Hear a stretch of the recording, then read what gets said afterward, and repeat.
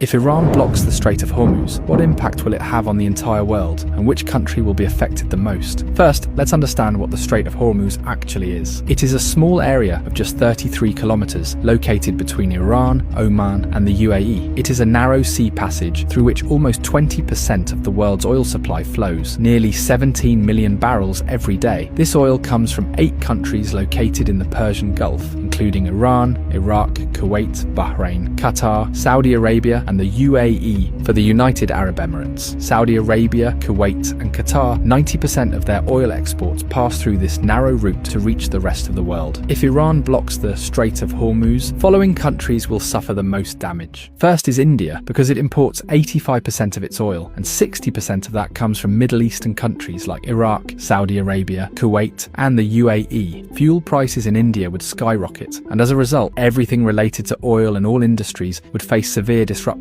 Industries could shut down, there would be job losses, and the economy would be severely affected. The second most affected country would be China. China is the world's largest oil importer, bringing in 10 million barrels of oil every day. 40% of China's oil imports pass through this Strait of Hormuz. Although China has built oil pipelines with Russia and Central Asia, they don't even fulfill 20% of its energy needs. So, if the Strait of Hormuz is blocked, China's economy could suffer a massive blow, and if China's economy is shaken, its effects will be felt all over the world. The third most affected country would be Japan, as it imports 90% of its oil, and 75% of that passes through the Strait of Hormuz. The fourth most affected country would be Saudi Arabia. 80 to 90% of Saudi Arabia's oil goes to the rest of the world through Strait of Hormuz, while only 10% goes to Europe via its Red Sea coastline. So if this choke point is blocked, Saudi Arabia's economy will be heavily impacted. Imagine that a country suddenly loses 80 to 90% of its revenue. What would happen to it? Something similar could happen to Saudi Arabia. There's also a high chance that Saudi Arabia might send in its military to reopen the route, and that could make the situation even worse. Fifth is Pakistan, which gets about 90% of its oil through the Strait of Hormuz. This oil meets around 27% of the country's energy needs. So if the route is blocked, prices in Pakistan could rise sharply. But there's an interesting twist. Since Pakistan shares a border with Iran, and several government reports suggest that 35% of Pakistan's diesel comes unofficially from Iran. So if the strait is blocked, Pakistan might turn to Iran for oil, either quietly or through an official deal. Next in line is the UAE, because as nearly as 72% of its oil exports rely on this Strait of Hormuz. The country does have a backup option, the Habshan Fujairah pipeline, which allows it to bypass the strait and export up to 60% of its oil. But for a major economy like the UAE, losing the remaining 40% would still be a serious blow. Next comes the European countries like France, Germany, and Italy, which on average get 10% of their